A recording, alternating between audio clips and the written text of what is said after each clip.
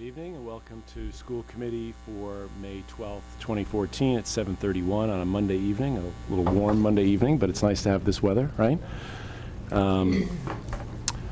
Starting off the new school committee year. It's our first meeting of the new year after elections, and we've had two of our colleagues re-elected, so I wanted to say congratulations to Carol and Ed for their re-election. Fine campaign you ran. Thank you. And just before I get to the first order of business, as you know, our colleague Paul Gannon ran successfully for a selectman seat, and he wanted to come this evening, as he's still a member, and asked if he could make a brief statement before we began. And so, Paul, I yield the floor. Thank you, Rick. I'll just make it very brief, but I just want to let everybody know, obviously a lot has changed in the last week and a half, and I couldn't be more excited and thrilled that I was fortunate enough to become a member of the selectmen.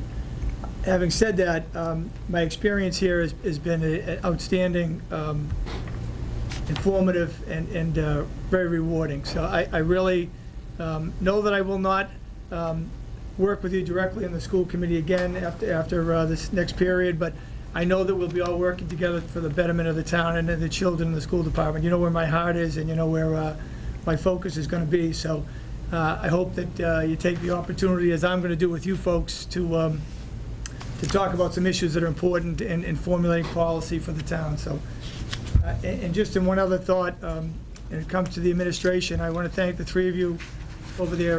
You know, it's been a real privilege to work with you, such professionals and dedicated folks. I don't think people realize the half of it, what you folks do, and that I say the same for the members of the committee. I know we're all different personalities and we have different perspectives, but it's been a real pleasure to work with everybody on this committee. Thank you. So the last thing I will say is, you know, I'm here tonight, and I do anticipate in the near future tendering my resignation, but in the interest of continuity, I intend to be here and to participate as a volunteer as needed.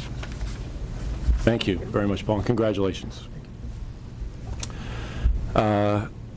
Moving on to the first order of business is our annual elections. Just for those at home, we run through elections, chair, vice chair, and secretary. You have ballots in your packets that have been distributed, and the votes are by roll call vote. What we'll do is just call a name. I'm sorry, we'll go member by member, and you'll indicate the party for whom you vote. Right, Dot? That's the preferred way to do it? Yeah. So our first position is chair. I am the only candidate for chair. I'll start the voting. I vote yay for myself. Go this way. No. I vote for Ray. I vote for Ray. No. I vote for Ray.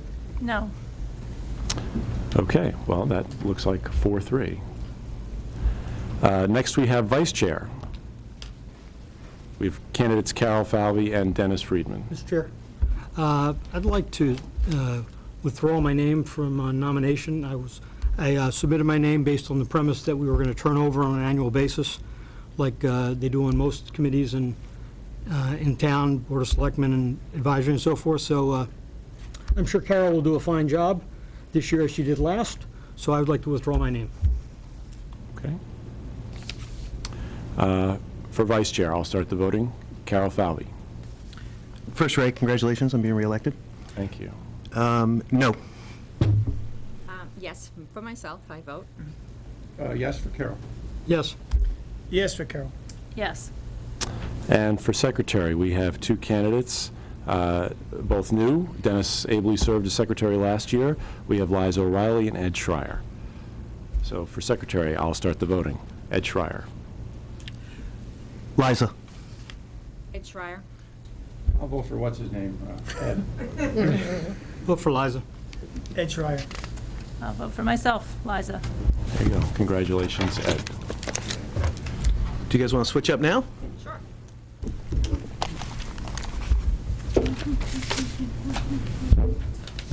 Scoot over one.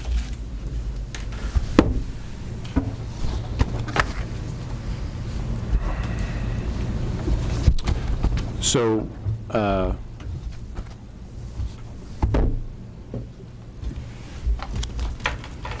we have a full agenda tonight, so we'll get right into the rest of the agenda.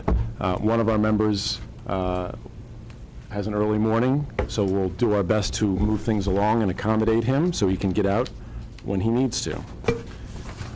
Next order of business is the approval of minutes from April 28th, 2014, the night of town meeting. Can I get a motion to approve, please? So moved. Is there a second? I'll second. Any discussion on the minutes? Ed? Just a quick question.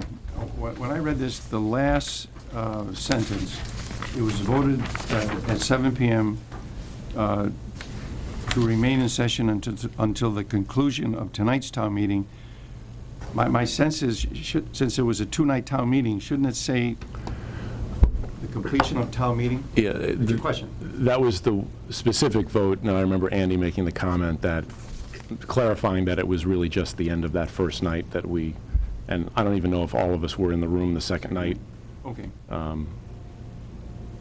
That's my recollection, was that was the Typically is clarification. because the budget vote is on that night.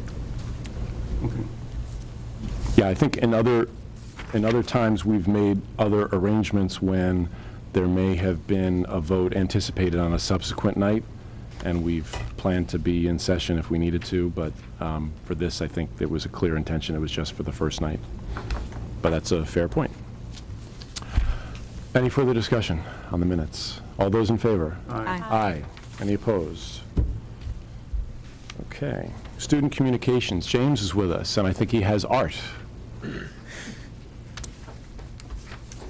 So this week, we have two concerts, the band on Tuesday, band in Orska tomorrow, Tuesday, and the chorus concert is on Thursday.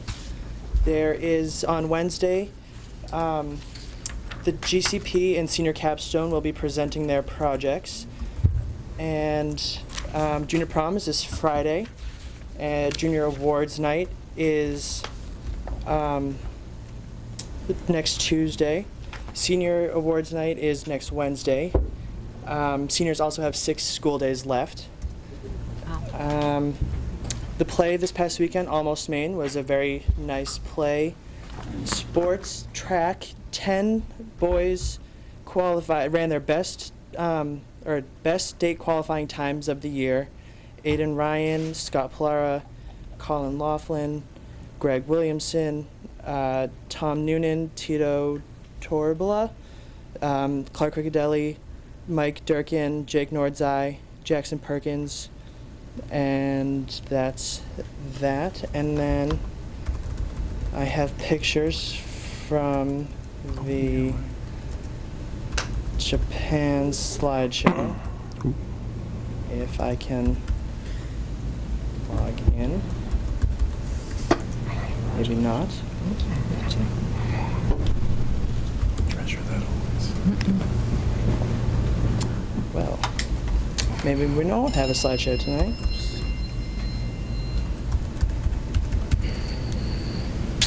I guess I'm not going to be able to show you the pictures tonight. Did you jiggle the connection around? 'Cause Didn't you? had it Yeah, it's not earlier. letting me unlock my Can we call the computer. tech squad? While James is doing that, just on the next Wednesday, it's the Senior Athletic Awards that would be next Wednesday, and then the Senior Awards on the 27th, just to clarify that. It's a very busy calendar, and then, First. Absolutely. and Century Club It's is 22nd, yeah. next Thursday. I don't think I'm going to be able to get onto it right now. Sorry. Oh, Sorry about that.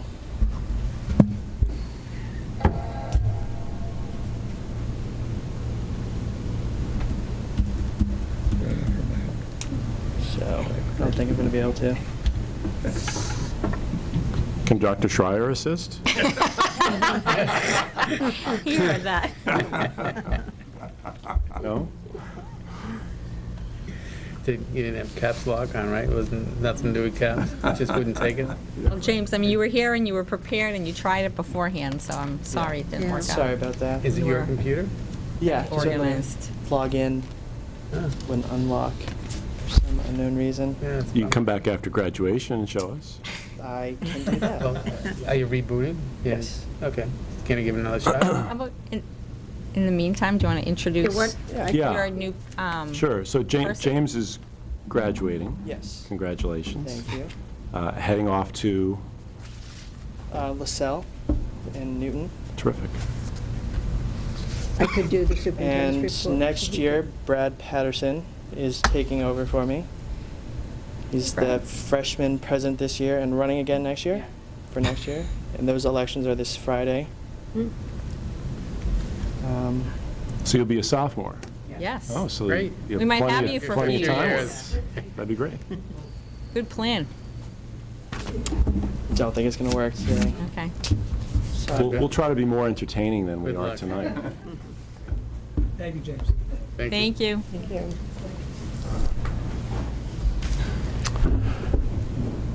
Okay. Other communications? No. Questions and comments from the audience? Anything not on the agenda? No? Some familiar faces in the audience tonight, huh? It's a reunion tour. That'll be much good on TV tonight, or? Yeah, it's still early. Superintendent's report. Dot. 4 quick things, because I know we want to move along. The Century Club dinner invitation was in your packet, and the deadline is Wednesday, so certainly if you wanted to sign it tonight and leave it, I'll make sure Paula gets it, or you can contact her by email, but really important to respond to this. We're very appreciative, of course, of the Rotary annually inviting members of our group, as well as our parents and the students, of course. I left 2 articles at your place tonight. One is a fairly new study that's been done about the responsive classroom, and I think you're mostly all aware that that's a program that we value highly, strategies for teaching and social skills and fostering good interactions in the classroom. But this study has to do with the fact that research now shows that academic gains in achievement result as well. So it's a brief and very readable article, well worth your reading. You've heard us talk a lot about Google and Chromebooks, and so these 2 articles came out in a journal that I was reading over the weekend and thought you might enjoy reading. You're going to be hearing an awful lot more about Chromebooks and Google Docs and Google Apps and all of those kinds of things. The third thing that's in your packet is an example of another thing that I would call an unfunded mandate.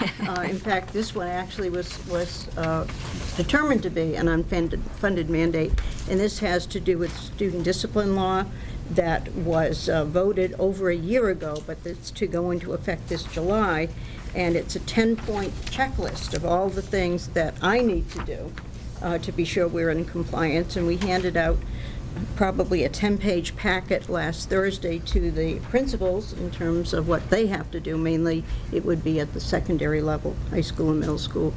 And it has to do with when students are excluded from school or suffer suspensions, whether in the short term or long term, and the school's obligation to provide education for such students during their period of absence. And so just an example.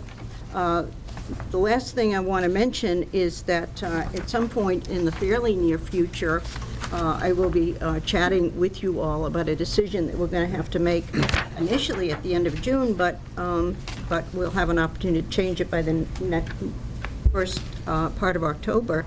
But it has to do with whether for next year our district should do MCAS or PARC. And you would be right in saying, how on earth can we make that decision since the pilot hasn't been completed, let alone any analysis of the data, but that is what we're going to be asked to do. So I'll be bringing that topic back to you. This came out the other day. There are some informational things coming up, webinars, and we may know a bit more, but we're certainly not going to know the results of the PARC. Just to add to that, on Massachusetts Association of School Committees listserv today, there was a notice that the DESE was making some webinars and conferences available to school committee members about this same issue. Good. So I can forward that to people, and there'll be one at Bridgewater State College June 3rd, which I might be able to attend. But there'll be webinars too that you can, I believe, do from home. I have to get That'd be more great. information on it, but I'll Thank share you. that with Yeah, everyone if thank you you, didn't Liza. see it. Great. Anything else now? No. Great. Unfinished business, moving on to the school calendar. So last time we looked at a proposal, a draft, proposed school calendar for the 2014-2015 school year, and tonight we are charged to adopt it. Any additional comments on the calendar since we talked last time? Andy? Well, I'd like to make a motion that we approve this calendar. And I'd like to say something in discussion. Okay. Is there a second to Andy's motion? Ed? I'll second. So, not right now for this year, but I think we discussed at our last meeting that, talking about some people want before August or before Labor Day, some people don't. Some people rather get out earlier in June. We've been talking about possibly going to a 2-week break in March. And a lot of the reaction was, well, it might affect the teachers for the childcare and stuff like that. I don't know what the right answer is, but if we could sort of get some sort of informal survey out there, I think it'd be nice to know what people really do want. Because as a parent, I know that I would rather have different days, but for this year, I'm actually happy, so I'm talking about next year. So my recollection is that we did talk about extending the Christmas vacation. We did bring up the issue of perhaps collapsing February and April into one, but I don't know anybody who wants to go back to school before Labor Day, so I would not be in favor of But I'm not advocating Right. for I'm not that. No, I against understand. that right now. I'm just Right. saying He's suggesting a survey survey. next Right. year to see where the teachers are at. teachers and also Right, families. I understand. And Parents. yeah. that's something we can talk about, as this year goes by. I would point out it's something that we'd have to negotiate in the contract. So it might not be as easy as just deciding how to change the calendar. And that's why also, since this was handed to us last week, Yeah. it's unrealistic to even think we could have something. The only thing that I see on this calendar, as Carol alluded to, that could be possibly changed is if we wanted to give the 2-week break during Christmas. Yeah, I know, Other and, than that, any right. sort of long-term things, we'd need Right. some vetting. Right. And that's why I say Sure. for next year. No, absolutely, and I just, I grew up in a different state and school district, and we had breaks in February, and, I don't know of any public school that has 2 weeks in March and eliminates one of the earlier. I know private schools do that, but, In Chicago, But we could always talk have more about it, Thanksgiving, yeah. 2 weeks of Christmas, and a week of March. So we certainly can do that and have, it's probably 3 or 4 years ago now that we, in the fall, went through All-Town PTO to try to get some feedback from parents and also approached the union to get some feedback there. So it is a good thing to do, but to do it in the fall so that if there were any serious want to make changes, we'd have time to do the notifications. I would point out one of the things that I didn't even think about when we talked about it last week is that if in fact we had decided to do the 2 weeks at Christmas time, that would have added 2 days onto the school year, and that in fact would have meant that we could not do graduation on the date that it's scheduled. That's another kind of factor we have to put into the mix. it's got to be 12 days. 12 days, no, Oh, graduation prior. cannot be earlier than 12 days prior to the scheduled closing. Now, if you have to extend the year because of weather, that's another matter, but, so it's one other kind of factor that we have to Right. put in there. So yes, we certainly can do some surveying. It's not a bad thing to do every few years anyway. Things change, and last time we did it was in the context of the commissioner saying, well, why don't you all start school earlier because of weather? And there was not a lot of sentiment for that, but We could just get talking about it. legislation that Labor Day should always be the 1st of September, and Be all then solve the set. problem. Right. The thought? Any other comments on the calendar before we come to vote? All those in favor? Aye. Aye. Any opposed? Thank you. Thank you. Okay, moving on to new business. Subcommittee assignment process. You have in your packets 8.1, a list of this past year's subcommittee assignments and otherwise liaison positions. Typically,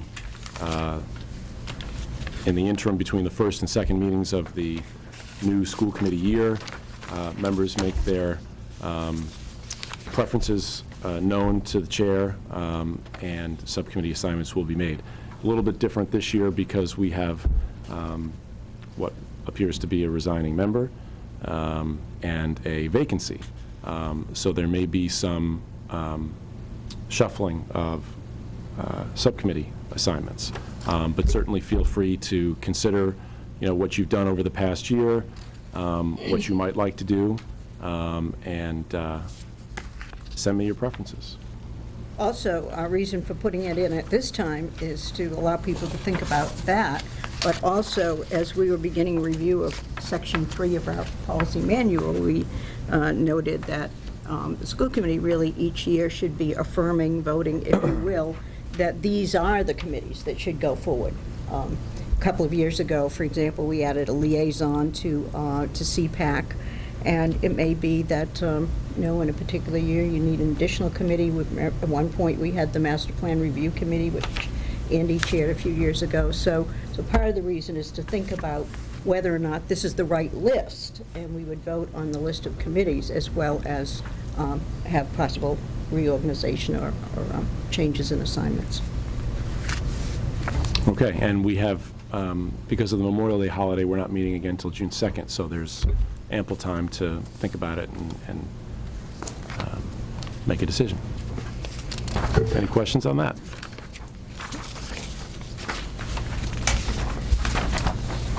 Okay, 8.2 is to establish the official last day of school for students and for faculty. Obviously changed from what we thought it would be a year ago based on a few days for inclement weather. So we're looking at June 19th for students and June 20th for faculty. Can I get a motion? So moved. Is there a second? Second. Any discussion? All those in favor? Aye. Aye. Any opposed? Great. Okay, the next two items kind of go hand in hand. Andy, as you led policy last year, if you'd like to review these with the committee? Sure. So first is 8.3. This is the application for permit to use facilities and fields. And whereas everyone put a lot of time and effort into this, I would like to say Dennis took the lead on a lot of it. Did an excellent job. But we feel that we now have this form in an easy-to-read format. And then also, there's also a difference all the time between your application, your policies, and your procedures. But we feel that this is now well organized, so we have an application up front, we have a policy statement, and we have a guideline. And we also have made sure that people are aware of when the police department will need to be in contact with the fire department, Board of Health. And so we've taken a lot of time and effort to review this. Also, great deal of thanks to, if you guys go forward with this, of course, to John for coordinating with Barbara Pye and all the other principals and stuff to make sure that we had everything that would be needed to use our facilities. But we think it's a good form. It's a good form. It's been a while to clean up. And, I'd like to make a motion that do we need a motion to accept? Yeah. I'd like to make a motion that we accept 8.3. Is there a second? Second. The one comment that I would make is I think it's great, and I thank you for the good work. I know that we've posted signs on the fenced-in area, particularly the multipurpose field and the stands, about no pets, no dogs. Folks continue to bring their pets and dogs into the stands and even onto the turf field. Since we have those signs posted, I would suggest that we put something in the guidelines here as a policy statement, since we have that posted anyway. So if you're going to use the facility, you have to adhere to that. So it goes beyond just a sign that's posted. I mean, I'm a fan of dogs, but they don't belong there. And I think we've discussed this to some extent before. And just last week, didn't we see another dog on the turf?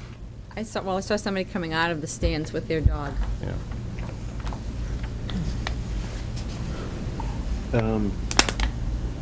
I know in policy we had a discussion about this. And since I've read this thing a number of times. And I'm not suggesting the entire school grounds, I'm just talking about, Yeah, think I we would think we had- just duplicate whatever the sign says. Yeah. Right. And just insert it as The guideline. one of the numbers. Or it's on the application. Also, John and I have had some discussion. I think we talked about it in context of the signs, Andy, so we did agree that it should go on the signs. So we did Signs. put it on the signs, And I but I'm think- not sure that we put it in the guidelines. I think we had a discussion about it generally for all the fields, and I think we decided we weren't going to go down that route. So the question is, whether we include it just for the, right, I mean, I see folks walking their dogs, now that we have that nice path that goes through the property, folks walk, that's fine, obviously, but bringing them into the fenced-in area, onto the turf, and into the stands, I don't think makes sense. I mean, we're not letting kids have Gatorade, sunflower seeds, all that kind of stuff. It would seem that, Yeah, I There think is- we just incorporated what the wording is from the sign. I mean, it seems to me it was a little long, but, I'm sure you can put something in there that. Well, not the whole time, maybe You're just the right. dogs, You're right. or the If you pets. look at number 12, which is another item that pertains only to Right. the multi-purpose field, you might include it there. yeah. Yep. But you also have to make sure you word it that, because seeing eye dogs are allowed. Right, service dogs. Exactly, would all service be- Service dogs, dogs, yeah. thank you. Are Yes, accepted. except for, that's a good Just point, looking for Andy. this property. I think we'd say pets, right? Pets are distinguished from service animals. Yeah. so is there a consensus that John can find the Yeah, appropriate place to add I it? think you say in 12 is probably the logical place to put it, because that just applies to the multiple. But definitely exclude service animals. And as I started to say, John and I had some discussion, because we weren't able to, our last meeting, we kind of ran out of time, so I did some additional reviews, and John and I had some discussions, and there's no substantive change to any of this, but there were some wordings and some moving a couple things around and that kind of stuff, but Yeah, a I couple typos. don't think there's anything substantive that I, No. Right. in what we did. Right. If anybody wants to know what then it's not, I have that version here, but I figured that we may be making a change, so I didn't bother making brand new copies for everybody. Good, that's fine, I'm good with that. So, I like to second, so I like to make the motion to accept this application for permit and add in section 12, the restriction of pets. That's second. Yeah, second, right. Any further discussion? All those in favor? Aye. Aye. Any opposed? Thank you again for that work. And the next item is the fee structure, which is just limited to one section, right? Correct. So, fees are always a fun thing. I'm saying that sarcastically. We did have to break down the difference. As many of you remember, during the multi-purpose field, we took great lengths to differentiate between school organizations, PTOs, boosters, community-based, and then companies, individuals. And so that would be in our category 3. And since we're coming up to the summer months where we do actually gain some revenue, and we like, since we lost it, Bless you. we are going with a pilot program of a recommended use of fields. And John has looked at many different communities, gave us his input.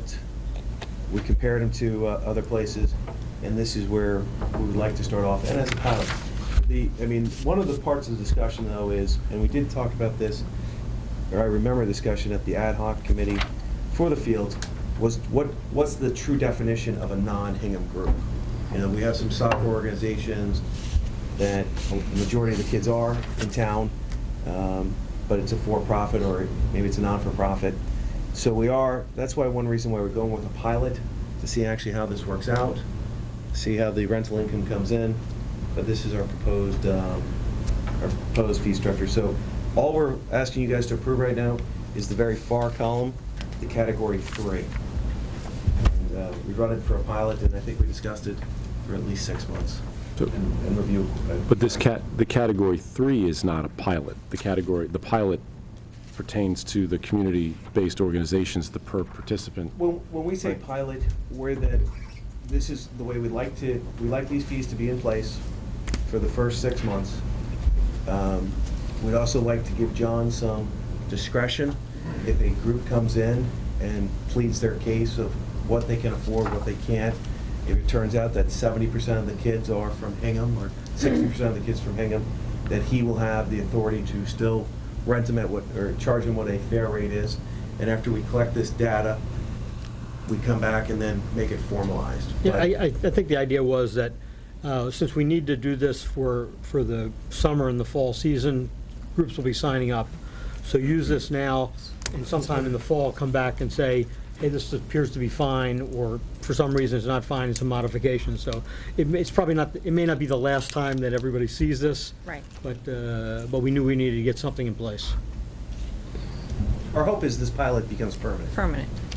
It gives us a little flexibility, tweak it if we need to. But, right, the interesting thing is, I mean, John's also, he's getting people calling him, or through Barbara Pye, asking for time that no one's ever asked before in the past. So there's more demand now because they have a nice facility, so that's why we're taking that approach.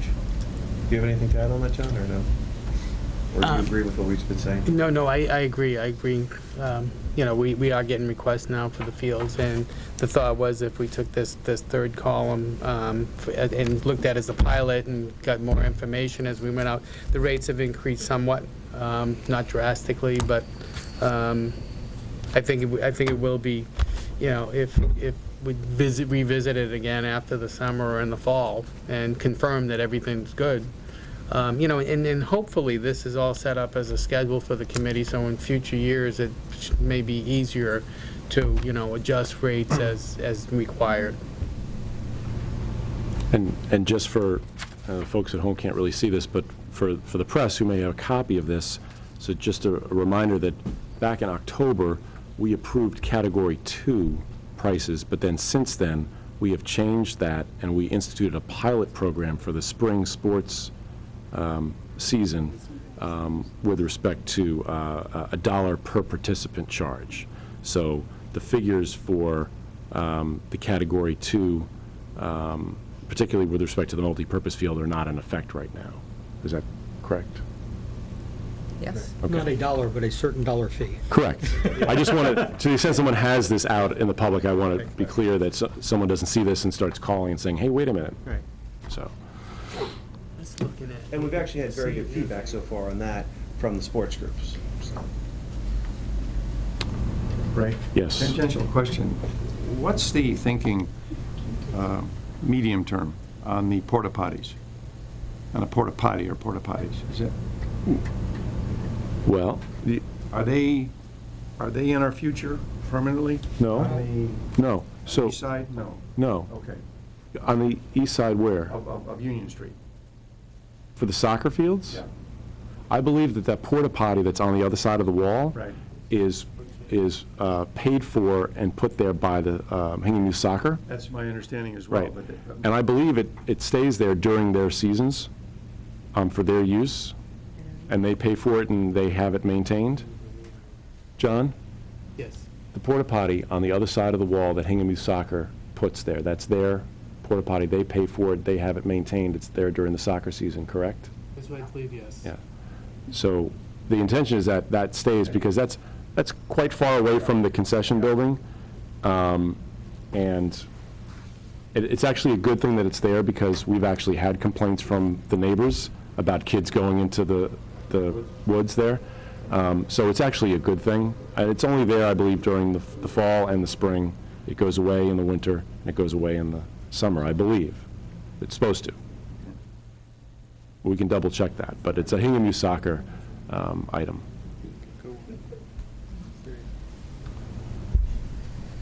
But just as a corollary to that, we had an inspection of the concession building a few days ago, and that should be, we have to have some inspections, official inspections, but that should be up and running very soon. Here it is. So, do you want to make a motion to? Oh, I thought I did. Maybe you did. I'm sorry, and we seconded. All right. Any further discussion? Apologies. All those in favor? Aye. Aye. Any opposed? Good job. Thank That's great. Thank you again. Chair, I'm just going to abstain on that vote. Did you get that, Ellen? Yep. Thank you.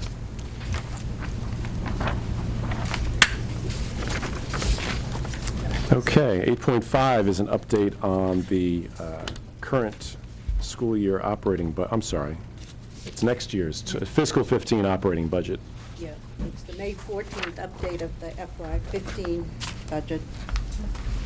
So when we last discussed budget in this forum, it was March 10th, and that was the point at which the school committee voted a budget that was consistent with the budget that had been voted on May 6th by AdCom and by the Board of Selectmen, and that was consistent with the recommendation from the Education Subcommittee of AdCom. And part of that vote was a discussion that we would come back at this point with a recommendation to you about how we could live within the budget that had been approved and was subsequently voted at town meeting, and how we would propose allocating the resources and doing the best we could to meet the needs of the school district. So some of these slides will be familiar because we go back to the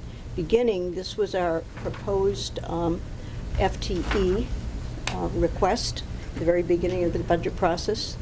Yep, that's okay. That's good. And then in February, on February 24th, in fact, we made a recommendation to the school committee as to some reductions that could be made in the budget, and those are indicated there in red, the administrative recommendation. And we proposed at that point a $366,078 reduction, and these are the personnel pieces of it, but certainly there were other things, new information that we had about personnel, for example, was another category. And the school committee at that point, on February 24th, voted a $43,528,506 budget. At that same meeting, that was our recommendation for their vote. That same meeting, school committee wanted and had a lengthy discussion about the value of adjustment counselors. One of the adjustment counselors was here and spoke, and the school committee voted to add back into the recommendation that the school department had made, the $112,214, which was the dollar value of the two new elementary adjustment counselors. And so you can see that that line is no longer crossed out. That was the $43,647.23 that the school committee adopted that night, and with the specific slide indicating what it covered. Subsequent to that, the Education Subcommittee of AdCom met, and subsequently AdCom and the Board of Selectmen, and ultimately school at town meeting voted on a budget for all of the town departments, but in particular for this one. And at that point, if you now look at the green, there were three particular areas of discussion, as I remember that night, because AdCom was looking at ways to think about the budget in terms of being level services oriented, whereas the school committee presentations had been needs-based. So as part of that discussion, there were comments about whether or not the additional elementary teaching positions would be level services or not. We certainly presented information that we anticipated the elementary enrollment would be down next year overall, so that was a rationale there, as I recall. Adjustment counselors as to whether or not that would be level services or not, and two of the three custodial positions that we were talking about at that point. The eventual recommendation from the AdCom Education Subcommittee was that the school department would be asked to reduce the budget by $150,001. Numbers of us were there and heard the rationale for that, and that that would bring us to the budget that was therefore voted again by the school committee, and then the budget that was brought to town meeting and voted there, $43,497.22. But the idea was that among that group of things that had had particular discussion, that it would be an expectation that reductions would need to come from there, but that the school department, school committee would be asked to think about what they should be, roughly three of those positions that had been discussed. So that's how we got to where we are now. So here it is on March 12th, and there are a number of things that have changed as typically happens. And I've listed some of them here, the most significant of them. One, in March, we had an unknown number of new vocational students. We actually had none when the budget was first prepared, so we didn't put in any dollars for new vocational students. But by the time the budget process was over, we had 4 then applicants. No dollars allocated, but 4 applicants, and so certainly we had to be concerned about what would happen there. At this point, what we know is that 1 applicant will no longer be considered, from our community anyway, because in fact she is moving to a different district. 1 applicant has been accepted to date, accepted at Weymouth Folk School, which has a much smaller tuition than all of the other vocational schools, I think it's fair to say. And 2 are still unknown.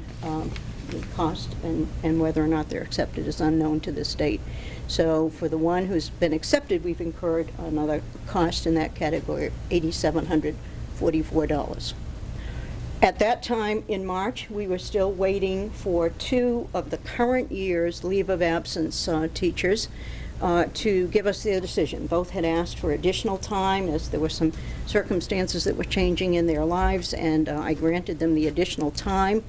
And what has happened with those 2 is that one of the 2 decided to continue and request a second year leave, and so that would be a significant savings for us. The other one we had budgeted to not return, and she did not return and has since resigned, and so there's no impact there, but a savings because of the one who is taking an additional leave of absence. New leaves of absence, and all of these happen to be in the extended child care category.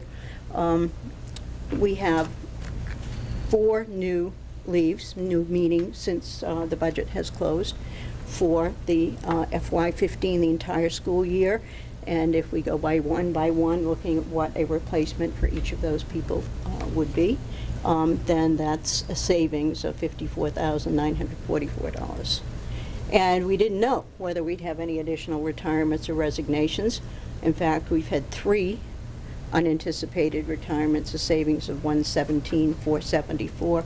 Lest you think, oh, we're going the same pattern that we had last year, all of these things are small changes if you look relative to the scope of the changes that we had last year in terms of retirements, leaves, and so on. So they're much smaller numbers. And in fact, we don't anticipate a large number of hires this year at all.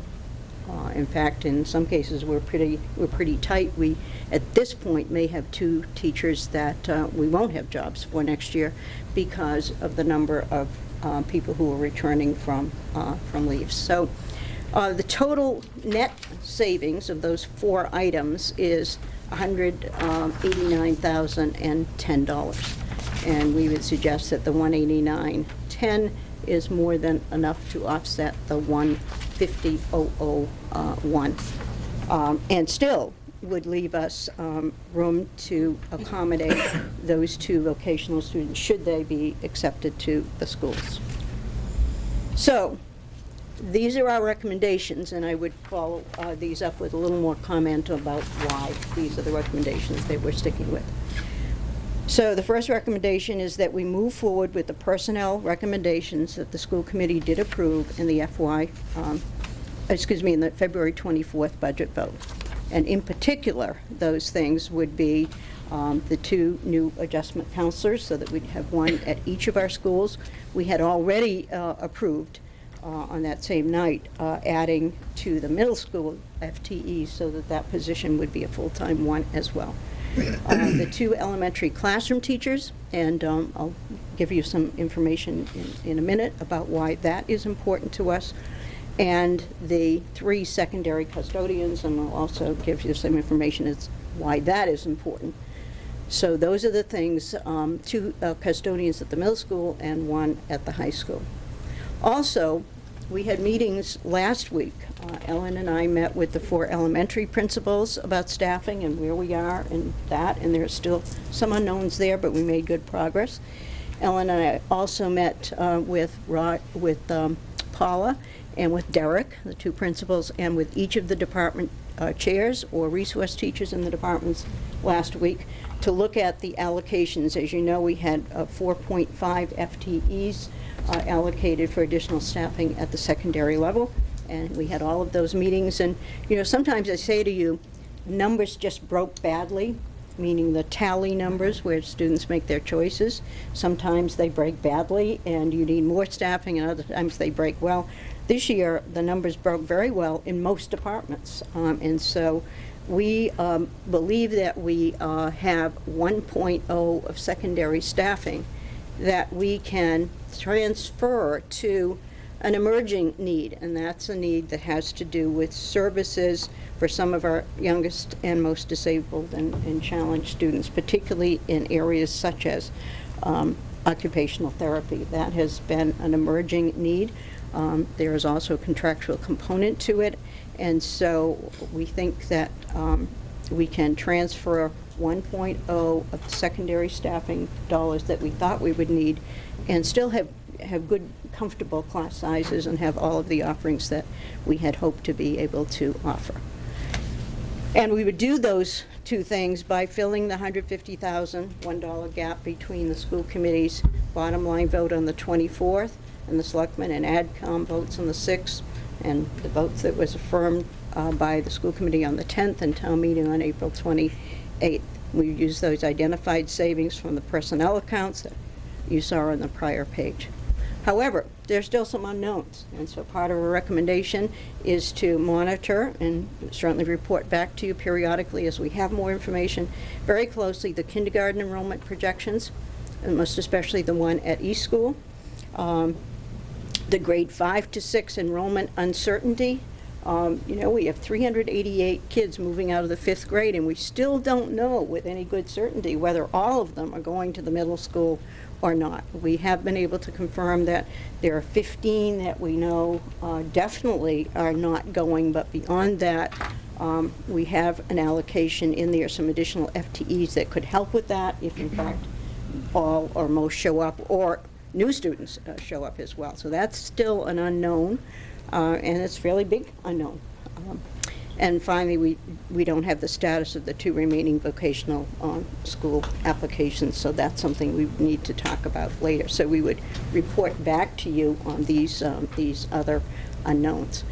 Now, why are those positions important to us, the ones that we're recommending that you I'm not sure that you need to approve them. You approve them, but I think it's important to bring this to this forum and that you have an opportunity to discuss that again. The adjustment counselors we discussed on February 24th. And it's pretty clear how the entire committee feels about that. I feel good about that decision, so I don't think there's any question about that. So that brings us to the other two things. This is a slide you saw at budget time, and this has to do with custodians. And we are looking to add 1 custodian at the high school, and that actually would be a restoration of a position that we eliminated a number of years ago when times were much tougher financially. If we were to add that position, which we think we need, that would bring us to 8.5 custodians at the high school.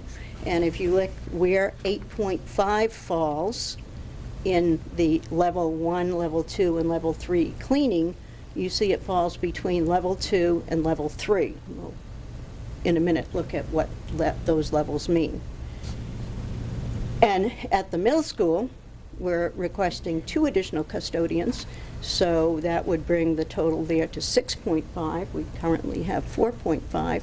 And once again, that number falls between the level 2 and the level 3 cleaning categories. And the research that John did, we kind of smiled about these categories, but I think it makes a point that we would not be overstaffed with respect to those requested additions. They are needed. And in fact, here are the descriptors. So level 2 was ordinary tidiness, and that's a ratio of 1 to every 20,000 square feet, having 1.0 FTE. That's a level which cleaning should be maintained.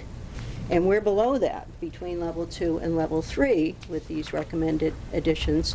And that is a lowered level of cleanliness with areas becoming unacceptable. And that's when you get to a ratio of 30,000 square feet to one custodian. So that's the rationale for continuing to think that that is a high priority, assuming that we can fund it within the bottom line that all of the different parties voted.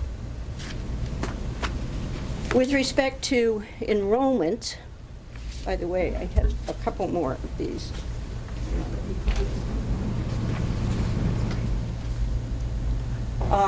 This is the May enrollment. So this is where we are right now with respect to our elementary schools, and actually the middle and high school there, our high schools are there as well. And you can see the point I was making earlier. If you look in the bottom right-hand corner, near the bottom right-hand corner, 388 students going out of the 5th grade and moving to the 6th grade, and replacing 341 students who are moving from the 8th grade to the high school. So you can see there's a fairly big impact there. Similarly, the 341 moving to the high school, replacing the 244 students that are moving out. Potentially a big impact. However, we do lose high school students to private schools, and so we're not as concerned about that and the high school's capacity for handling a larger number of students. The green or blue, those are the classes that we are concerned about. They're bigger than we would like them to be right now. And tradition in Hingham has been that numbers, while they remain relatively stable, we have net additions as we move on. Very rarely do we have a net loss of students. And so you can see that those are class sizes that are in what we would call the unacceptable level. And we're particularly concerned about kindergartens that were at 23 and 24 this year at Foster, and at 21, 18, 21, 22, and 23 at South. But mostly we're concerned, while we lived with those, and I know the students all had good years, that as those youngsters move into grade 1 and we get the typical bump up that we sometimes get, we're more concerned with what those cohorts will be next year. So this is the result of our meeting last Thursday with the elementary principals. So this is a projection, and that's all it is, a projection. It starts with the principals looking at how many students there are in a grade level right now, and then what they anticipate happening. At this point, they do know some students are moving. They know other students are moving in. We have a fair amount of knowledge at this point. So what you see on this chart is the number of students we anticipate for next year in each of those grades. So in grade 1, these are the kids that on the previous chart you saw as being kindergarten students. Also here, we made the assumption that we didn't have any more staffing than we have this year. So those numbers in parentheses out to the right, the 15 sections of kindergarten, 16 sections of grade 1, and so on, those are the numbers of sections that we have this year, but with students moved forward for next year, and the kindergarten enrollment being what we know it to be today. So if you look at those numbers, a couple of things jump out. One is 57 students at each school. We had 4 sections this year. It certainly is obvious that unless something strange happens in the next couple of weeks, that we likely will reduce to 3 sections of 19. The other numbers are small as well, but look at the alternatives. For example, at Foster, 50 kindergarten students. 3 at 16.8 may sound luxurious to some folks, but 2 at 25 certainly wouldn't be acceptable. So again, there are times when numbers break well. There are other times when the numbers don't break so well. And similarly at Plymouth River, 4 sections at 16. Those are very comfortable numbers for kindergarten. On the other hand, if you said let's drop a section there, 3 at 21 point something in May is not a good number for kindergarten, and so on. The other thing that jumps out is that In grade 1, at Foster School, right now, we have 22.5 students. And at South, right now, we have 22 students in grade 1. Also, we have 344 students total in grade 1. That same cohort, if you look over to the left, they numbered 298 this year in kindergarten. So there's a bump up of 46 students in that grade, and we are only in May.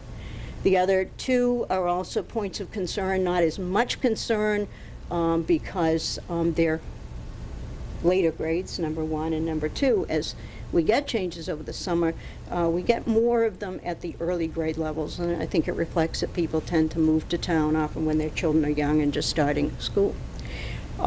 If you look at what happened in the year that we're in, just to get an idea for what happens over the summer. Last May, at this time, you can see the numbers there, 286, 295, 330, and so on. Those are the numbers that we were projecting a year ago at this time for what we would have in September. If you look at the next column as to how many students actually showed up in September for the start of school, there were 10 more kindergartners, 10 more first graders, 12 more second graders, and so on, a total of 42 additional students. I didn't make a chart for this, but I looked at the year prior to that, and we picked up an additional 40 to 50 students between the May projection and the actual enrollment in September. The other thing I would point out that hasn't happened in the last 2 years is that the principals are getting all kinds of anecdotal information about the housing market in Hingham and how lively it is at the moment, and the fact that in fact some homes, many homes, are selling for more than the asking price, and the elementary principals are particularly concerned that we're going to see a big bump up this year. I mean, this indicates 42, the prior year was between 40 and 50, that's a standard. They are concerned that it be higher, and particularly concerned about that first grade number. So that's why we are requesting moving forward on that. There's also a lot of new homes under construction that'll likely be done. I don't know. The reports they get were not so much about the new homes. Well, that is, they're more about the homes, kinds of homes that you might consider starter homes. So we don't know. It's anecdotal, but it seems to be a lot of chatter among parents as well. So I do certainly understand that when you look at 388 youngsters moving out from 5th grade and 242 youngsters moving in, that's a big difference. And in fact, we will have significantly fewer students in our elementary schools next year because of that fact. But that doesn't change the reality of grades 1, 2, 3, 4, and 5 and where they are. And this is a point I always try to make in the budget. You can't just look at bottom line numbers. We have to look at kids in student groups, in cohorts, and what that ultimately means for class size. So take K out of it, take the 5 to 6 out of it. They're not showing in this chart anyway, and that doesn't change what's happening in the middle with those remaining grades. So anyway, that's the rationale for our request to you, and maybe you can put on the line. Could you go back to the second last slide? I want to make sure I understand you. Okay. And your point was that the present first grade cohort, when they were in kindergarten, the K-1 bump for that group was 46, I think. Is that the point? Yes. Okay. This slide here, In other words, there's 298 kids in the current kindergarten that when they move forward to grade 1 are now numbering 344 kids. Okay. So it's a 46 bump. and that's net, by the way. And if I showed you, when the principals share this information with me, they give me where they started, how many kids moved in, how many kids are moving out, how many youngsters are being retained, if in fact there are any, and so on. So they have detail, and I can tell you at Foster that 21 of those kids, the bump up kids, are at Foster School. Wow. That's a lot. Thank you. Liza, can we put the light on, because I can't Yep. see who's raising their hands a bit. Oh, sorry. So the 2 additional elementary school teachers, you would, Most likely, at this Assigned point, would be the as- 2 grade 1s, okay. And that, assuming that those numbers don't go and down. then the East Kindergarten, that And the East FTE kindergarten? might be reassigned to another one of these red, or, Well, remember, it's only, where it lays out, depending on, yeah, it's a half oh. position, first of all, so we have to look at that.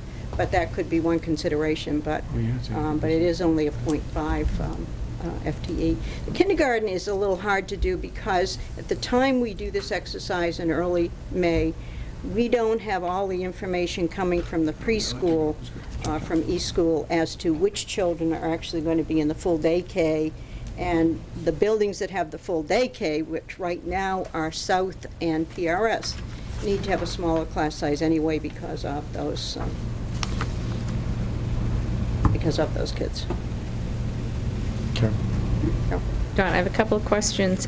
First of all, on the middle school, people leaving, people coming, and you said that 15 currently have... That we can confirm. That you can confirm are going to private school. What is your assumption for what the incoming 6th grade class will I think we total? had made the assumption that it would be 20. I don't have that Okay, figure. I so- can look it up, but we did make an assumption about it. I think it was 20. That about 20 kids will Yeah. leave. Okay, so you're, so there shouldn't be any significant surprise there in terms Well, of... you know, we didn't know what to assume because 20 is a good number for what might happen from 5 to 6 on an annual basis. What we didn't know is what The the new net would be factor. because of new youngsters coming or kids staying that Right, might not because go it's a up brand new because it's a new school. So. Okay. And my second question was, getting back to the discussion of how the high school numbers, personnel broke out. How did math do in terms of flexibility for teachers and class sizes and maybe Math numbers options? were very, very good. Science numbers were very, very good. English, we would be adding 1.0 in English, and some of that is because we had lost some electives, which made the scheduling very tight. So by adding that 1.0, we were able to function better with the electives. Social studies needed a 0.5. Yeah. And the other 0.5 would go to library media for a number of reasons. One is looking at the virtual school, a piece of that, looking at teaching a social media research, what do we call it? Social. On the web and Okay. media literacy? Media literacy Media kind of literacy. course, which we also will be doing as a part of a grade 6 exploratory program that's going to be brand new. So given the FTEs we have, we're able to do a lot of things that are pretty exciting. And also assigning some additional leadership for the senior projects, the things that are going to be displayed this Wednesday night. So you feel you have enough staff at the high school? I heard a We few whispers about, for some parents that had their kids taking a class, getting a phone call saying, you're not going to have the option to drop down or, Well, because I it's think going to that's be a really whole tight. Yeah, I think that's a whole other issue, and we've talked about that for years. It would be nice for certain courses, and they tend to be in math and science, where you could have both level 2 and level 3 small enough that there's room for you to try level 2, but there's also room for you to move to level 3. And so I think that message really has not so much to do with sufficiency of staffing. It's that I don't think that we can reasonably expect to have backup plans for everybody. I think we can reasonably staff things so kids can get the courses they want or need, but the idea of having a backup, and so therefore the message that goes out from the administration, particularly from the directors, is make those choices widely, because we can't guarantee that there'll be room for you to go from level 2 to level 3. And I think it's more that issue than not having enough staffing. We heard, when the foreign language report was here, for example, we heard that we would likely need to use our Chinese teacher for a full-time assignment this year, based upon our expectations about those. Well, those numbers didn't materialize in that way, so in fact, she will remain being a two-tenths social studies and 8/10 science. So the numbers did really work well. Ellen, did you want to comment on that? That's about. The only thing that's kind of unknown at this point is in foreign language, and that's complex because when you have 4 languages and you have multiple levels of those languages, and then you have 5th into 6th grade where we don't have in time for that meeting, and we have to rectify our process for this. We don't have the number of 5th into 6th graders who will choose Spanish rather than French. And then you have some people who can teach both languages and some people who teach only one. It becomes a little more complex. So there's a little, always a little less good news about how the numbers broke in foreign language. Just the nature of the subject. Okay. Thank you. What's an average tuition for a vocational student? Typically, it would be in the 19 to 22 or 23. So in fact, the 2 that have applied, both have applied to South Shore, and I think that number is 19.6 each, and transportation, which is not a big number for kids going to South Shore. So if both of those youngsters were accepted, then that would be a 40,000 round number and transportation. So I think it's not a bad idea to do what we're doing tonight and say, things we need to know right now so we can move forward with hiring. We need to be able to move forward with making decisions about a couple people that we might have jobs for. The thing that we need to know now is about the 2 adjustment counselors, the 3 custodians, and the 2 classroom teachers. You know, if we find additional savings somewhere else or additional needs, then we should come back to you and let you know that. Eddie? A couple questions, Dr. Geller. So on that chart you have up there, South School's going to go from 24 sections to 25. How many classrooms do we have in each school? Well, each regular classrooms that are intended to be used as classrooms, each one of them has sufficient space to have 4 sections for each of the 6 grades, so 24. But in addition, at East, there is a 25th regular classroom that was to be a swing space, because there are always going to be times when you need 5 of something and not 4. The same token, you might need 3 and not 4.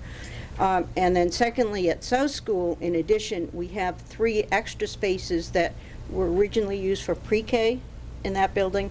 And so South picked up a section and Foster went down a section, and East and Plymouth River are set. As So much more flexibility in terms we don't, no. Now, you know, if, for example, as we look at things like the consideration of a full-day kindergarten, there are some uses of those classrooms right now, such as for the Kids in Action program, what we call the wraparound program, that would not be needed if, in fact, we had such a program. I can tell you, we were joking a bit this afternoon that there's no empty classroom anywhere. That nothing is sitting empty, but other things use in. You need an additional special ed place, for example. We had been hosting a classroom from South Shore Collaborative. First couple of years at Plymouth River. The last 2 years it's been at South. That class is not going to exist anymore. The Collaborative doesn't have the need for that class, so that frees up a classroom if, in fact, Mary needs another first grade teacher. We have some moving around we can do in space, but every space we have is being put to good use. Wasn't PRS at 700 before the new school opened? It's high 6s. Yes, and we were using, remember we built a classroom in the library. We did not have a separate computer lab. We did not have a separate Art. library. No art. Art, no art. But when we did the renovation of Foster and Plymouth River at the same time as East School, we made sure they were all. And on your May 12th update here, obviously it's always good to have extra money, even though $189,000 is a lot of money in terms of the total budget. It's not that large a percentage. When do we find out about these things? Is this required? I don't remember all the details on the contract. Well, for example, the vocational. Well, I mean, There's- the vocational is a different thing, but like on the teachers with the leave of absence. Well, a leave of absence is supposed to notify us by March March 1. 1. And as of March 1, we knew about all of them, what they were doing, plus or minus, and we took that into consideration when we updated you for your vote on February 24th, what we knew then. But there were two people who were out of state. Both of them were out of state, and in both cases, there were job offers to spouses that were being considered. And they asked for some additional time to be able to make the right decision for their family, and I did grant them that time. So that's why those two things were late. Normally, we would know by the first part of March, and normally, first part of March is just before we have to make the final budget allocation. And then the unanticipated retirements, they can do that anytime, or they have to? They can do that anytime. Sometimes, well, these are all retirements that would be effective at the end of the year, but yes, they could let us know anytime. We do have an incentive, a contractual incentive, that if they tell us a year before, if they tell us by June 1 the year before, there's a financial incentive for letting us know that for planning reasons. It allows us to do a better job of planning and budgeting, but not everybody takes advantage of that. So you found all this stuff after March 10th Yes. meeting? Yeah, we did. Now, hypothetically, if things, obviously as good as in the green, what if it had went against us? What if we had $600,000 against Well, us? if- What would we be doing now? What we would be doing is I'd be making a recommendation, but it would be a recommendation for where we would have to cut, or where I would recommend that we cut in order to live within the bottom line budget. Bottom line budget is the bottom line budget. We all agreed upon it, town meeting agreed, and so I would be here saying, okay, this is the sad tale. We have increased costs, and we need to make some reductions in order to live within that budget. And we wouldn't just go back to the town and ask for? We have never done that. I don't know Well- even what the mechanism would be. Well, for the that. only thing we could do is kind of head into the new year knowing that we were going to have less Hope. money and hope that things worked out, and if they didn't, Yeah. then at some point go in for a reserve fund transfer and see if that would be considered. You know, I think it's a good point, Andy, Well, I guess because 'cause my especially with special ed, I could be standing here saying, you know what? Somebody that has just moved in that's going for a $200,000 placement. See, I mean, this is actually, not the terminology is not splitting atoms. We're in a very fortunate position that the town of Hingham is so well managed. Paul, hopefully you'll continue to as well. Thank you. But I have, for me, at a principle, I don't always feel, if we were actually in a jam where we had to go back to town, then if we actually have a situation where we have a windfall here, well, it's a rounding error, 189,000, but do we always get the benefit? So that's what I'm trying to process in my mind. Well, I would say that last year and this year are unusual years. This year, not nearly so much as last year. That's, that hasn't happened in the past that we have. We've turned money back to the town, but often it's been through something like utilities or special ed. It hasn't been through big personnel savings. So I appreciate the attention all this has gotten, but I think our job is to tell you what we need and why we need it, and that we can fund it, and then, it's up to you, obviously, to decide what I think you it's wanna also do about it. important to note that, whereas last year, obviously, it was a tremendous amount, and I think unprecedented amount that was returned to the town, which then was available for other uses, and we're seeing the benefits of those. But I think it wouldn't be, inappropriate to reiterate that a lot of the savings are due to, I think, strong management. And I think this is not back-of-the-envelope budgeting by any stretch of the imagination. I mean, the detail that is delved into on an ongoing basis to come back to us, the fact that Dr. Gallo and her team know these numbers, know the classes, know the people, know the trends. It's just a remarkable job of management. So I think it's a combination of luck and really good fiscal management. John? If I could just clarify, I want to make sure that your question got answered, Andy, was the likelihood of this going the other way on us is slim, simply because of the way we go about the budgeting. Except for special ed. Special ed, no, there's always the opportunity, and within the special ed arena, there's always that opportunity that new tuitions would come into play and that would have to deal with. But as far as the personnel is concerned, a leave of absence, the ones that take them the previous year, or they can take a leave of absence any time, because we never know when the event may happen. So That's right. it's not just always going to be before April 1st. It's those people that went out the year before that are supposed to tell us by March 1st. But No, I agree with you. and through knowing them and checking in with principals and trying to figure out the best, we make a reasonable judgment at the time we do the budget of, we think they're coming back, and therefore we'll put them into the budget. No, I agree with you on the sense that it really shouldn't be, there shouldn't be many big numbers, but I think a lot of people here, if all of a sudden we did have a $750,000 bill for special needs, I don't think many people here would want to take that out of the regular ed budget. I think people would probably suggest that, as Ray suggested, you start the year off and then you prepare for a budget transfer. And so that's where, the good thing is this is around, it's not that big of a number. We're in a very good position. It's great we're adding some of these positions. But I just always like to be thinking that you got to be balanced. And so we can't just benefit all the time without being aware of when it does go against us, because one day it will go against us. The good Well, I news think about the that's- special ed situation is that, And now we have the well, yeah, we've got some Right. plans, but also, it is unlikely, we are responsible for anybody that we have right now.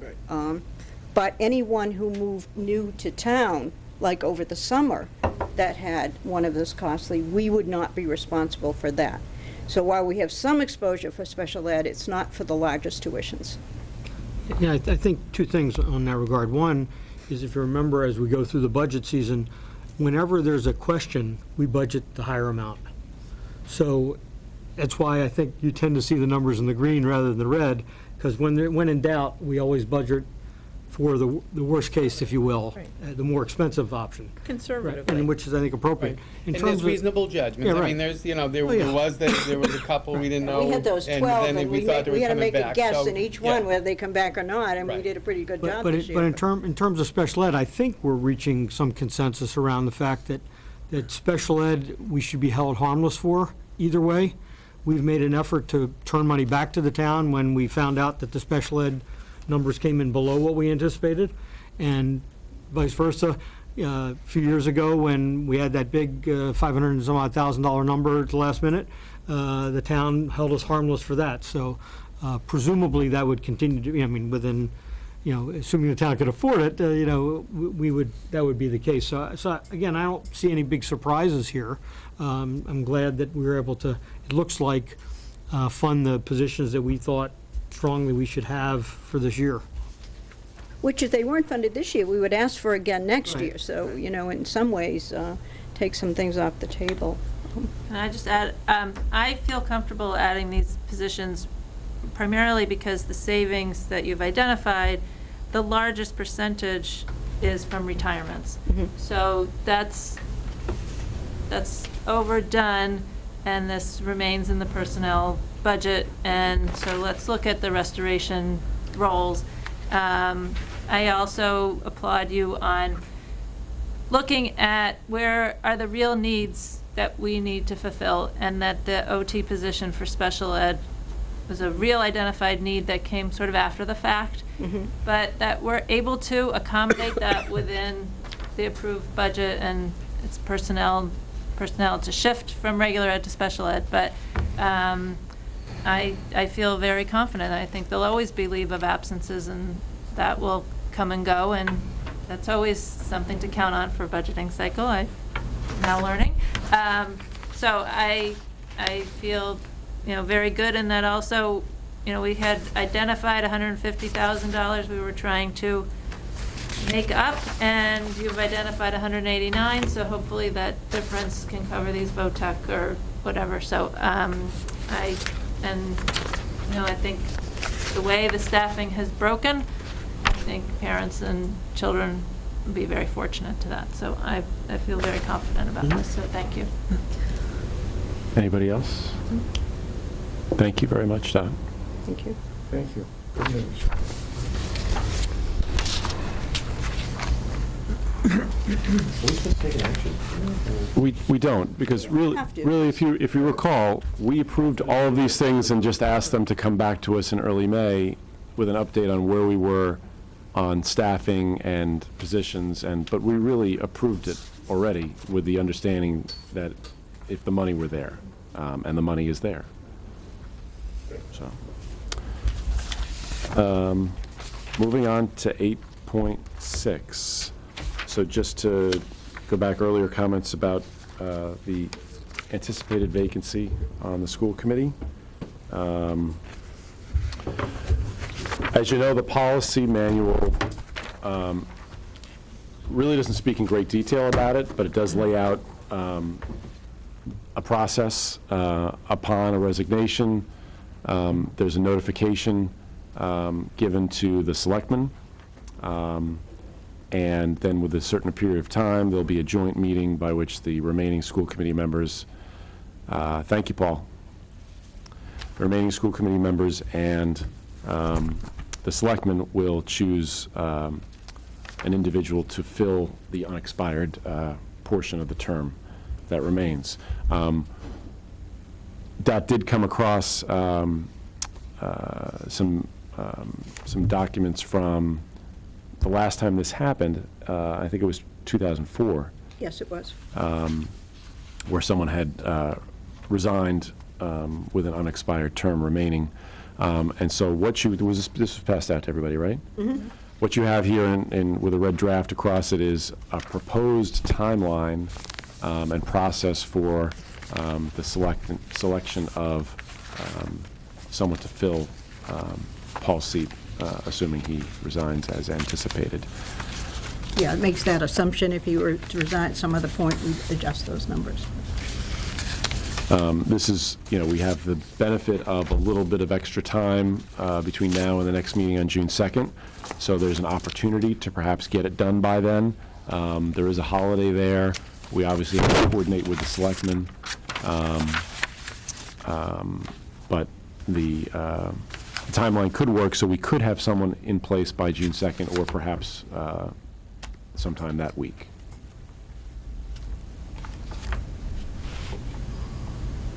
And the first thing would be based on if there is a resignation forthcoming this week, in time to get something in the paper. That would be a posting made for Thursday's edition, and we move forward from there. Andy? So, according to this draft, we don't need an open session to, I don't know, hopefully we'll get many applicants, but. We would. So what would happen is if we were to interview, we would call a special meeting, and we would do that jointly with the selectmen.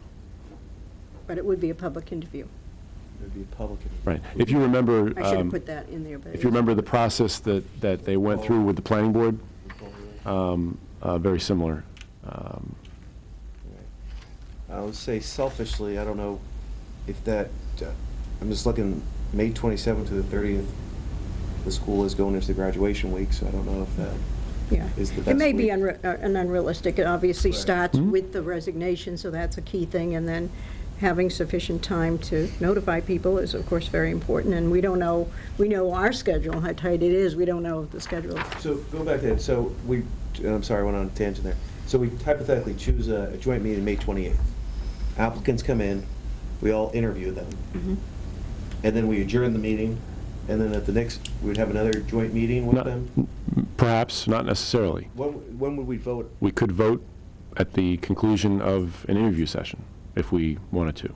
You know, it As long as we depends if you have posted it. 2 candidates or 10. If you remember the planning board session, I think some were prepared to vote, Right. and some didn't want to, and it was adjourned to a second session where they voted. But, could vote at the end of one session. Depending on how many people. Right, how many applicants there are in the interview process? Because there may be a desire to have some discussion about what Sure. we've heard at the interview. Hopefully we get a lot of people.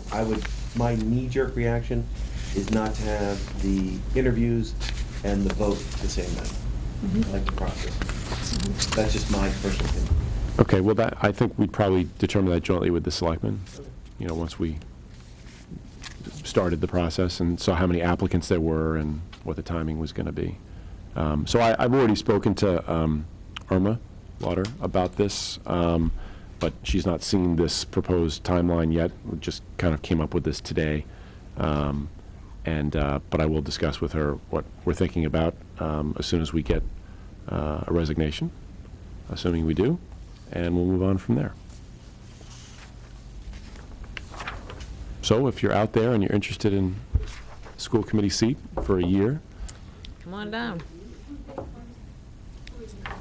well, there'll be something posted in the paper, presumably this week if we get a resignation. There'll also be a posting put on the bulletin board here in Town Hall.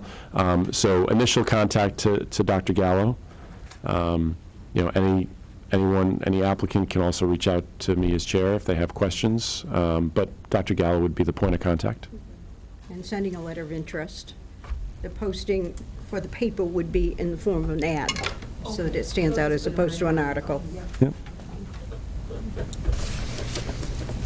And we put it on our educational channel, HCAM, and then the two Comcast and Verizon channels, and on the town hall bulletin board.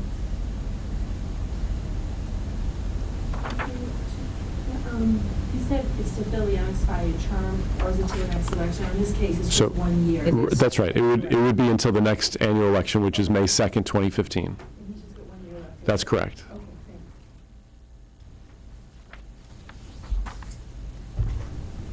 Any other questions, comments? Would we want to, would we want to post into the school newsletters, or We do we could, I just think keep it as timing, the yeah, town? timing is a challenge in the school newsletters, but we could, that's why we're suggesting the cable. Or the PTO ones, Yeah. or not? Well, Should I we- mean, I think if it goes, yeah, I mean, because you really want to have a comprehensive process, but a short process, right? So I think if it goes in the paper, it goes on TV, it's posted in town hall, that's going to hit Yeah. most people think in we're one going way to- or the other.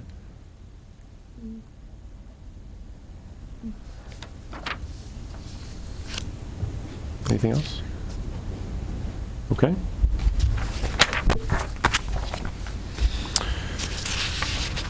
Okay, 48-hour items. I have none. Okay. Subcommittee project reports, we can probably skip that. Yep. There really isn't anything to report at this point, except we will talk in executive session. Couple of quick questions here. Yeah. John, update status on the modular classrooms? Okay, that's a good point. So, yeah, go ahead. What Yeah. news? Now, bad news, we didn't get any We bidders. went out to bid. We first sent it out to municipalities, and we got no response from the municipalities, so we sent it out to bid to the general public. Those bids were to be opened on May 6th at 2 PM, but we did not receive any bids. So at this point, we've sort of, at this point, we've done the obligatory, trying to dispose of the properties, for value. So the next step will be, it's up to, the building committee should discuss it. If a buyer were to come up at this point, we could still accept. I mean, we've done all the obligatory legal things we need to do to dispose of these. So if a buyer were to present tomorrow and say, hey, I'll take those away for $1 or something, we could in fact allow them to take those away. At this point, you can accept any bid that's in the best interest of the town. So we've done all the legal things. So up until the date where they absolutely have to be removed, we still have all options available to us. On a side note too, I had been in constant contact with Boston. They still had expressed interest, but I did get a definitive text really saying they're not interested. So, And after I learned about the lack of bids, I spoke to Bob D'Angelo from Vanguard again, the company that supplied them to us 6 years ago. And he said he'd get back to me the beginning of this week. I'll hopefully follow up with him again tomorrow to confirm that Vanguard would still be interested in essentially taking them off our hands for worst-case scenario, the cost of removal, so there would be no cost to us. But he also mentioned there might be opportunities. He was aware, interestingly, of all the districts that were interested: Boston, Canton, Millis. They were listed as the person. That's right. So everybody was probably. So he was calling to familiar, Try to find out how much it would be to move them. And he did mention that he's been in contact with Brockton, and that his company was supposedly in line to supply modulars to them, but their funding didn't come through. So he was going to reach out to them and see if there might be some interest with them, because obviously this would potentially be a lot less expensive than the new ones. So hopefully I'll talk to him this week, and we can see if there's another opportunity there. So I am still working it to see if we can get some value for them. And there's no small cost involved in moving them, and that would be true whether There they were isn't. moved to the ammunition depot, whether they were moved to, Ohio, or whether they were moved to Boston. There is a cost to taking them apart and moving You've got enough them land there. and installing them somewhere else. So it's not, They're in great shape. It's They are. just, it's shocking that nobody, John, It's interesting. question about being in the queue to get equipment to build out the concession at the new field from the middle school. How are we doing on that? Refrigerator, freezer, popcorn makers, anything? Yeah, Carol. we've been working on. Tables. I we've been actually, working on that, and I actually met with Kim and looked at some of the items. They're actually repurposing, like, most of the refrigerators, some things like that. There may be a few things, and I took some pictures so I can send them to you. What she does have is a lot of storage racks. So I was thinking of Margaret up in the attic for storing uniforms. There may be a lot of options there. Perhaps we'll have a floating stainless steel island that we can repurpose and put in the concession stand, which I think would be That's going to be necessary. a That's definite. necessary. So that might be likely. But But no fridge or no freezer? no fridge, maybe a freezer that you put ice cream in. I'm just not sure how useful that will be for the booster clubs that are, using Yeah. a different type of refrigerator. So, but, maybe if some of the booster groups want to kick in, she also said, she can obviously buy it at a better cost than if they were to go to Lowe's or someplace and buy it. So, something to look at. What's your dibs on that table that you were talking about, though? I did. I told her. Okay. I have some pictures. I just Carol's haven't in had a copy. chance to forward them. But I will. So, Thank you. Yeah, no, so, and just real quickly, the building commissioner, plumbing inspector, and electrical inspector walked the middle school today. There was a group of us with them this morning, and there's some items to take care of between now and Thursday, but Thursday we anticipate receiving a temporary certificate of occupancy, which will at least enable folks to be in the building other than workers.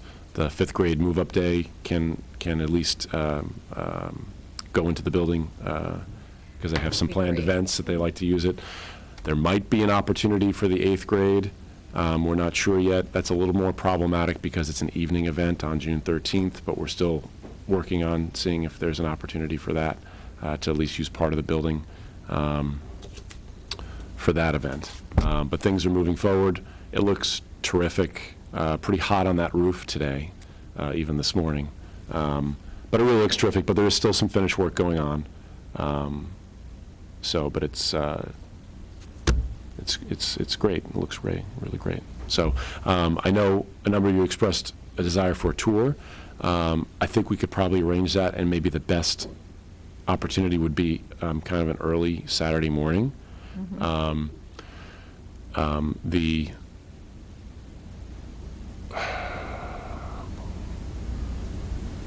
early June might work well. So if you want to look at your calendars and think about, because the next few weeks are a little problematic with some events going on, and then we have graduation and a lot of sports. Some people are out of town. But if you think about, maybe the first couple weeks in June, could try to arrange that. Typically, there are workers in the building doing finish work anyway on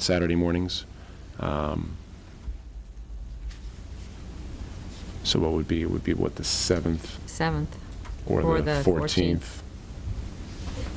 Think about, Okay. you know, you can email me individually, I can try to set something up, you know. Can do more than once, you know, they're going to be working on stuff for a while. The site's going to be kind of off limits to the public after school lets out, because obviously they'll be preparing to do demolition. So, We couldn't have our meeting there on the 2nd, right? Because I don't think so, but I can inquire.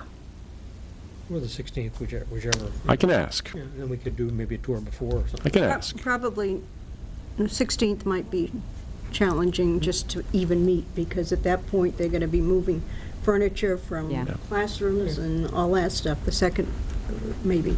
I'll ask. Dr. Gillo, at what point do you give us a proposal for our school committee meetings next year? Do that At the in the next meeting, the first meeting in June, yeah. So that's a good point. I'll put a reminder to bring your calendars to that meeting. And also, we might be able to talk a little bit about whether we can find a date for a planning meeting over the summer. Okay, should we, Okay, we do have a need for executive session, so Carol, do you want to make a motion? I'll make a motion that we go to executive session, not to return to regular session, for purposes of discussing security and collective bargaining strategies. Is there a second? Second. All those in favor? Aye. Got everybody aye. Excellent. Thank you. Go I would individually. suggest we move to... I got everybody, Okay. yeah. I would suggest we move to my office Yeah. because our cable And if you want, needs to...